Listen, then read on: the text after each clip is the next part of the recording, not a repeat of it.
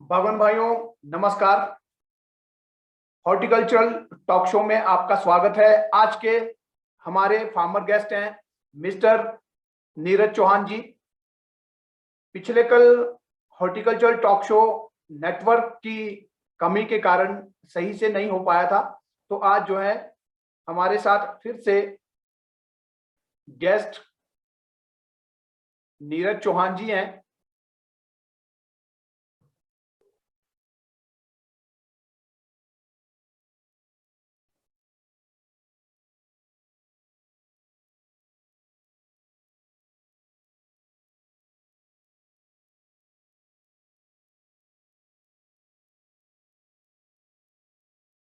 दोस्तों, नीरज नीरज जी कोटगढ़ के रहने वाले हैं और कोटगढ़ जो कि जिला शिमला का हेलो तहसील भी है कोटगढ़, तो कोटगढ़ से संबंधित है। और कोटगढ़ को मैं हमारी सेब बागवानी का तीर्थ भी मानता हूं, क्योंकि ये जो करंट एप्पल इंडस्ट्री है, जिसको जो है स्टोक साहब की देन माना जाता है, जिन्होंने जो है ये कमर्शियल एप्पल वैरायटी जो है हिंदुस्तान के अंदर, जिसको जो है बहुत ज्यादा प्रचार और प्रसार जिसका हुआ, और जिसने जो है बागवानों की जेबें भरी, जिसने जो है शिमला, किन्नौर, कश्मीर, उत्तराखंड के कुछ क्षेत्रों का जो है पूरा परिवर्तन ही कर डाला। आर्थिक दृष्टि से कहें, चाहे जिस भी दृष्टि से आप कहें, तो पूरा चेंज जो है आया है। तो इस क्षेत्र को, इस कोटगढ़ को मैं बागवानी के लिए तीर्थ से कम नहीं मानता हूं।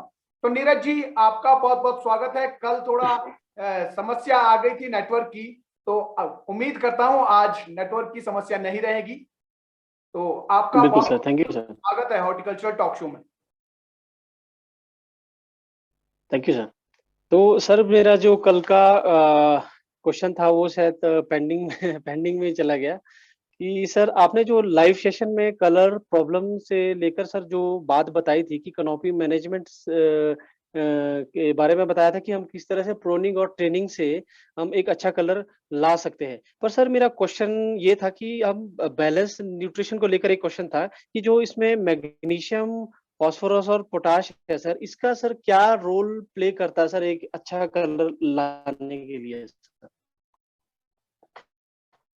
जो फ्रूट, एप्पल फ्रूट है, उसकी स्किन का लाल होना, इसमें जो है एंथोसायनिन जिम्मेदार रहता है, जो कि स्किन में जो है, जिनको यदि हम बांटे तो उसके अंदर जो है दूसरे नंबर के सेल्स जो है ये होते हैं एंथोसायनिन। तो ये जो एंथोसायनिन है, इसकी सिंथेसिस में, हालांकि ये भी जो है शुगर से ही ये बढ़ता है, तो इसके सिंथेसिस के लिए ये फास्फोरस और पोटाश और यहाँ तक कि कैल्शियम भी, ये जो है इसके एंथोसायनिन के सिंथेसिस में जो है हेल्प करते हैं। और एंथोसायनिन जितना ज्यादा बढ़ेगा, उतना ही ज्यादा फ्रूट के ऊपर जो है कलर आता है। तो हालांकि ये हेल्प करता है, लेकिन जो लाइट है वो जो है इसमें सबसे ज्यादा रोल अदा करती है एनर्जी के रूप में। यहां पर भी सूरज की किरणें ही काम आती है। तो मतलब यह है कि यदि इन न्यूट्रिएंट्स को आप हार्वेस्टिंग से 40 डेज प्रायर टू हार्वेस्टिंग यदि इनकी एप्लीकेशन फॉलियर द्वारा देते हैं, तो एंथोसायनिन की सिंथेसिस की प्रक्रिया में तेजी आती है। और साथ ही साथ यदि सूरज की किरणों का भी उचित प्रबंध, ज्यादा से ज्यादा हार्वेस्टिंग यदि सनलाइट की कर पा रहे हैं, तो ये जो है और ज्यादा स्पीड से बढ़ता है, जिससे कि फ्रूट में जो है 100% कलर आता है। जैसे कि हमने पीछे जो लाइव सेशन हुआ था कलर के ऊपर, उसमें भी जो 6 चीजें मैंने बताई कि भाई 6 प्रैक्टिसेस यदि करते हैं तो 100% कलर आता है। 100% कलर आता, मतलब गारंटीड आता है। अगर वो 6 प्रैक्टिसेस आपने ऑर्चर्ड में कर दी तो कलर नहीं आने का तो प्रश्न ही नहीं उठता है। कोई नहीं रोक सकता कलर आने से, कलर आना ही आना है 101%। अच्छा, लेकिन सर सर एक क्वेश्चन मेरा और रेज ही होता है इसके लिए सर, कि जैसे सर हम सॉइल पोटाश की सर जो सॉइल एप्लीकेशन कितना कंज्यूम किया और नेक्स्ट ईयर प्लांट की रेशो क्या रहेगी सर, ये कैसे कैलकुलेट कर सकते हैं सर इसको? इसका देखो, पोटाश का जो है, अगर पोटाश को कैलकुलेट करना है तो आपको सॉइल टेस्ट करवाना पड़ेगा, लेकिन पोटाश जो है सॉइल में पहले से ही अवेलेबल रहता है। यदि हम सॉइल को रिच बनाते हैं, सॉइल के अंदर की जो माइक्रोबाइल एक्टिविटीज है उनको यदि बढ़ाते हैं, सॉइल रिच वही है जिसमें माइक्रोबाइल एक्टिविटीज जितनी ज्यादा है वही सॉइल रिच है। बाहर से सिर्फ न्यूट्रिएंट्स को डाल के, फर्टिलाइजर को डाल के जो है सॉइल उपजाऊ नहीं बन सकती है। उपजाऊ तभी कहलाएगी जब उसके अंदर माइक्रोबाइल एक्टिविटीज बहुत ज्यादा है। तो माइक्रोबाइल एक्टिविटीज ज्यादा जब होंगी तो सॉइल के अंदर जो पोटाश है वो पोटाश भी प्लांट के लिए अवेलेबल फॉर्म में जो है अवेलेबल होगा, और प्लांट जो है अपनी जरूरत के हिसाब से सॉइल में से न्यूट्रिएंट्स को अपटेक करता रहेगा। ये है। अच्छा सर, जो इसकी फॉलियर एप्लीकेशन है ना, आपने बताया कि 40 डेज बिफोर ये इसकी एप्लीकेशन होनी चाहिए, तो सर इसका जो मतलब फॉलियर का प्रोसेस रहता है, कितने डेज के बाद ये फॉलियर होना चाहिए सर इसका, मैग्नीशियम और फास्फोरस और पोटाश को लेकर? देखिए, पोटाश की जो है लगभग ये समझे कि हम जो है 2 या 3 स्प्रे जो है पोटाश की करें। पोटाश के साथ आप कैल्शियम भी ऐड कर सकते हैं, मैग्नीशियम भी साथ में ऐड कर सकते हैं। तो जो है मतलब तीनों का कॉम्बिनेशन जो है एक स्प्रे में आप बना सकते हैं, और इसकी जो है 2 से 3 स्प्रे जो है 40 डेज प्रायर टू हार्वेस्टिंग पहली स्प्रे हो गई। सेकंड स्प्रे आप जो है उसकी 10 दिन के बाद कर सकते हैं, 10 से 15 दिन के बीच में सेकंड स्प्रे हो गई, और तीसरी जो है आप हफ्ता 10 दिन के बाद आप तीसरी स्प्रे कर सकते हैं। वैसे 2 स्प्रे से भी काम हो जाता है। ये ठीक है सर। इसका सर पी नेट साइज पे भी सर कोई रोल रहता है सर इसका, सर मैग्नीशियम का और इसका सर फास्फोरस और पोटाश का सर, कि यहीं से कि सिर्फ 40 डेज बिफोर ही ये मतलब इस पे अप्लाई करना चाहिए सर ये चीजें, सर मैग्नीशियम पोटाश और फास्फोरस? देखिए, पोटाश की जो है पूरी साल में प्लांट को जरूरत होती है, क्योंकि अवरोधक क्षमता जो है, रोग प्रतिरोधक जो क्षमता है, इम्यूनिटी सिस्टम जो है उसको इंक्रीज करने में पोटाश का बड़ा रोल है। और पोटाश जो है फ्लावरिंग के समय में भी प्लांट को काफी ज्यादा तादाद में लगता है। फ्लावरिंग के समय में भी पोटाश की ज्यादा जरूरत प्लांट को होती है, जबकि जो नाइट्रोजन है वो फिर भी जो है कहीं ना कहीं काम खराब करता है, फ्रूट की क्वालिटी को भी वो डाउन करता है, प्लांट को जो है विगरस बना देता है, प्लांट को वो जो है फ्रूटिंग की तरफ से हटा करके उसका ध्यान वो जो है वेजिटेटिव ग्रोथ की तरफ जो है उसको लेके जाता है। तो पोटाश जो है वो फ्लावरिंग के ऊपर भी उसका यूज है, डेवलपमेंट स्टेज में भी लगता है। लेकिन कहने का मतलब यह है कि यदि हमें कलर चाहिए तो हमें जो है पोटाश की जो फॉलियर एप्लीकेशन है वो 40 डेज प्रायर टू हार्वेस्ट आपको कलर के लिए जो है आपको 40 डेज बिफोर हार्वेस्टिंग आपको फॉलियर के द्वारा पोटाश देना चाहिए। बाकी जो है जैसे पेटल फॉल्स पे जो है कॉम्बिनेशन ऑफ माइक्रोन्यूट्रिएंट्स दे सकते हैं। बाकी कम जो है माइक्रोन्यूट्रिएंट्स कम उसमें जो है लगते हैं, कम मात्रा में जो है प्लांट को जरूरत होती है। लेकिन मैग्नीशियम जो है फ्रूट की मैच्योरिटी के समय जो है वहां पर उसका ज्यादा यूज होता है। जी, तो नीरज सर मेरा फिर मुझे लगता है वीडियोस आपने पूरी देख ली है। क्या आज भी आपने देखी कोई वीडियो? हाँ सर, आज भी सर मैंने एक वीडियो देखी है सर, ये क्या बोलते हैं रूट स्टॉक्स को लेकर सर मैं थोड़ा कंफ्यूजन में हूँ सर अभी भी।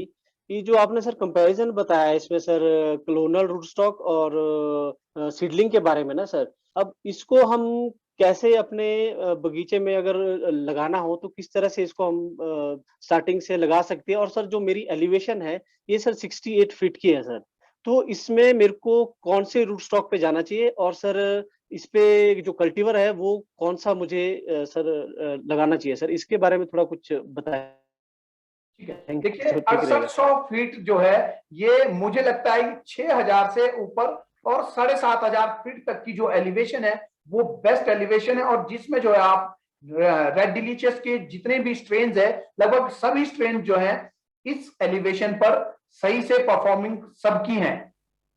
इतना ज्यादा मतलब बागवान भाइयों को परेशान होने की जरूरत नहीं है कि मैं ये वाला लगाऊं या वो वाला लगाऊं। कोई सा भी आप स्कारलेट स्पर 2 लगा लो, आप लगा लो किंग रोड, आप लगा लो जेरोमाइन, मतलब लगभग सुपर चीफ लगा लो, सारे जितने भी कलर स्ट्रेन्स है, हाई कलर स्ट्रेन्स, वो लगभग सभी जो है इस एलिवेशन पे सही परफॉर्म कर रहे हैं। और इस एलिवेशन पर गाला भी जो है सही से परफॉर्म कर रहा है।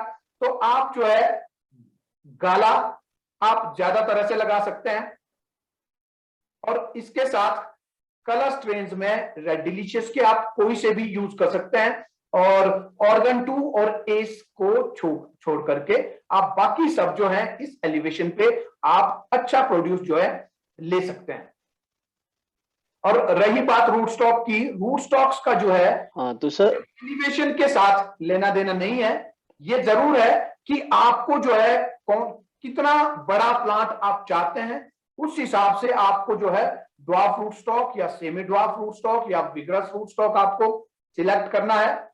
और ये जो है आपको एलिवेशन के हिसाब से नहीं, आपको पौधा जो है फाइनली आपको पौधा आप कितना बड़ा पौधा चाहते हैं, और फिर साथ ही साथ आप क्या स्पर वैरायटी अडॉप्ट कर रहे हैं या फिर विगरस वैरायटी कोई आप नॉन स्पर वैरायटी अडॉप्ट कर रहे हैं, तो उसके ऊपर भी डिपेंड करता है। जैसे नॉन स्पर वैरायटी है या कोई और विगरस वैरायटी है, गाला ग्रैनी स्मिथ है, तो इनको आप जो है ड्वार्फिंग रूट स्टॉक के ऊपर भी लगाते हैं, तो आपको एक semi dwarf root stock type का जो है एक आपको प्लांट मिल सकता है M9 के ऊपर भी।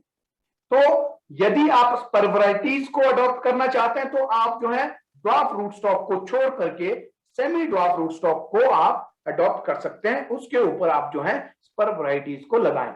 बाकी रही बात कि यदि कोल्ड हार्डी है, बहुत ज्यादा हाइट है, जैसे किन्नौर के अपर एरियाज हैं, यदि आप ये समझे कि 10,000 फीट है या इससे ऊपर है, तो इस तरह के एरियाज के लिए जो बर्ड सीरीज है, बर्ड सीरीज जो है वो यूज की जा सकती है यदि बहुत ठंडे क्षेत्र है। नहीं तो 8,000 9,000 फीट तक जो है किसी इस तरह का कोई रूट स्टॉक को अलग से सिलेक्ट करने की कोई जरूरत नहीं है। हाँ, ये जरूर है कि आपको फाइनली किस तरह का पौधा चाहिए, और साथ ही साथ आपकी जो इन्वेस्टमेंट है, आपकी जो इकोनॉमिक्स है, आप जो है कितना इन्वेस्टमेंट चाहते हैं। जितना छोटा रूट स्टॉक आप यूज करेंगे, उतनी जो है आपकी इनिशियल इन्वेस्टमेंट जो है ऑर्चर्ड को एस्टैब्लिश करने की जो इन्वेस्टमेंट है वो बढ़ती है।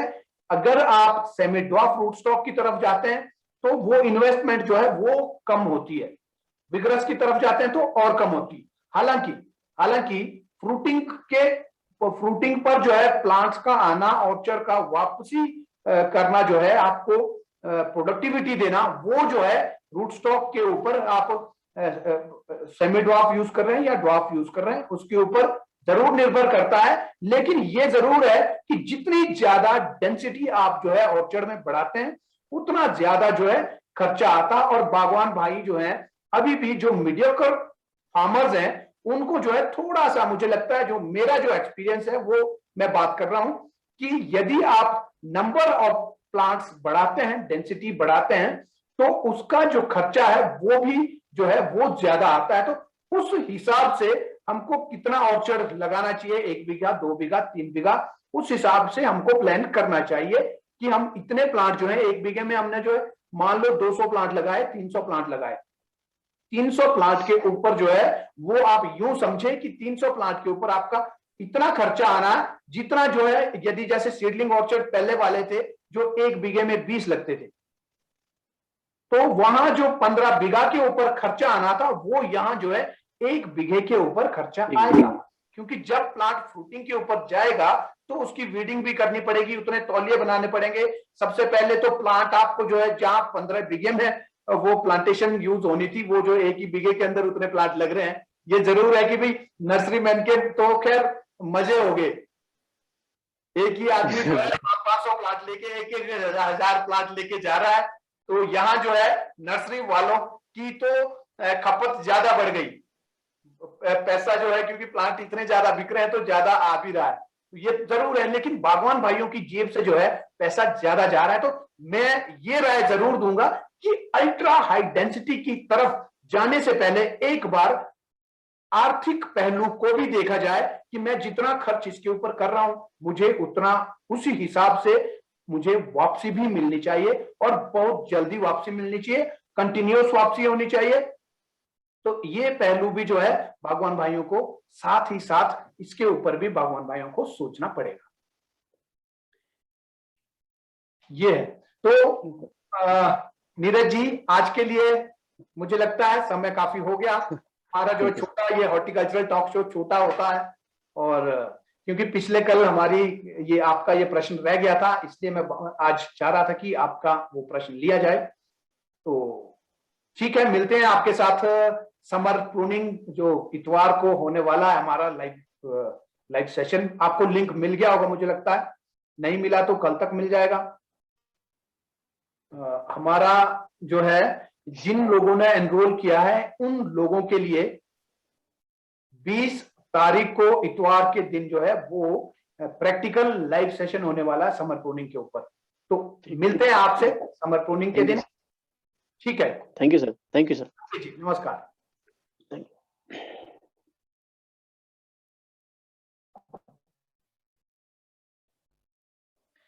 तो बागवान भाइयों, आज का हॉर्टिकल्चर शो मैं हॉर्टिकल्चर टॉक शो में यहीं समाप्त करता हूं।